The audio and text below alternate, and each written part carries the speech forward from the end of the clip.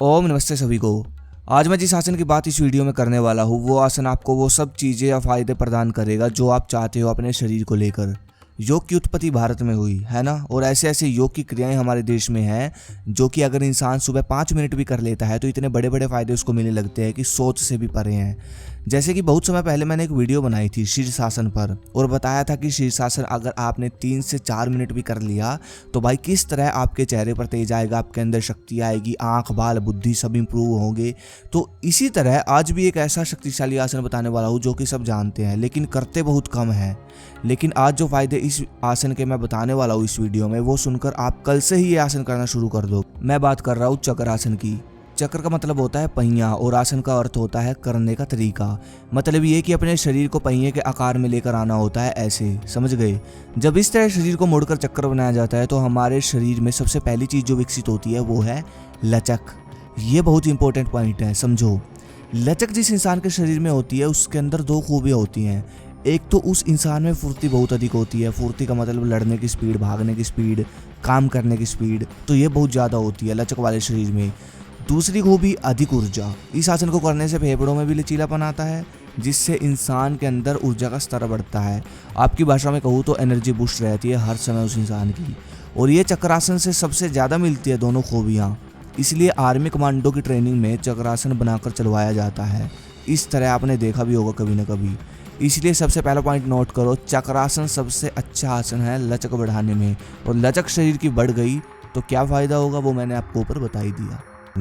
इसके बाद चक्रासन करने से जो अगला काम शरीर में होगा वो होगा काम वासना का खत्म होना। बढ़ रही टेक्नोलॉजी, गलत खान पान, उच्च शिक्षा ना मिलना, खराब दिनचर्या, इन सब चीज़ों ने आज के समय के इंसान की काम वासना को बढ़ा रखा है जिससे आज का इंसान वज्र धातु को अंदर नहीं रोक पाता, अंदर समा भी नहीं पाता, रोक भी नहीं पाता, और वो पूरी ज़िंदगी कमज़ोर रहता है शरीर और बुद्धि से। देखो, चक्रासन करने से आपका वज्र एनर्जी जो है वो ऊपर की ओर पुश करती है जिससे आपके शरीर में अनगिनत फायदे होते हैं।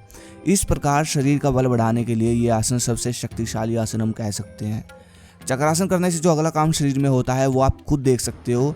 जैसे ही चक्रासन कोई बॉडी करेगी तो वो पूरी खींच जाएगी, सर से लेकर पैर तक पूरी बॉडी, सब कुछ पूरी बॉडी स्ट्रेच हो जाएगी, लोग खुल जाएंगे बॉडी के, बिल्कुल है ना, जिससे बॉडी की ग्रोथ होगी।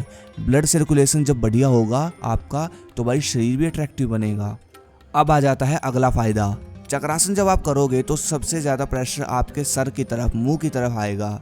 एकदम लाल चेहरा हो जाएगा चक्रासन करते टाइम, है ना।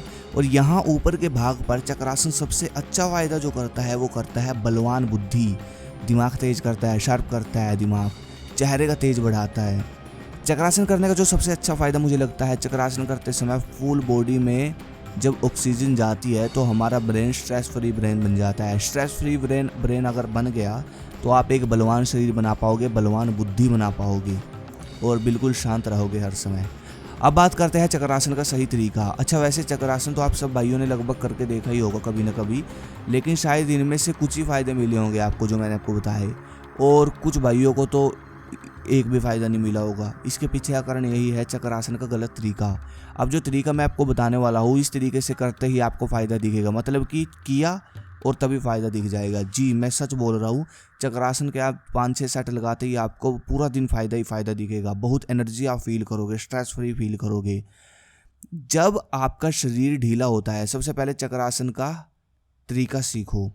ढीला शरीर है तो उसके बाद चक्रासन करने से पहले आपको लंबी गहरी सांस भर लेनी है, उसके बाद एक्शन में आना है। मतलब गहरी सांस भरकर आपको इस तरह ऊपर उठ जाना है और सांस रोक कर रखनी है। जितनी आपके अंदर ताकत है उतनी ताकत से सांस रोककर चक्रासन में इस तरह होल्ड रखना है। बिल्कुल ऐसे ही रहना है, सांस भरकर रखनी है, ठीक है। अगर सांस छूट जाए तो नीचे आ जाओ।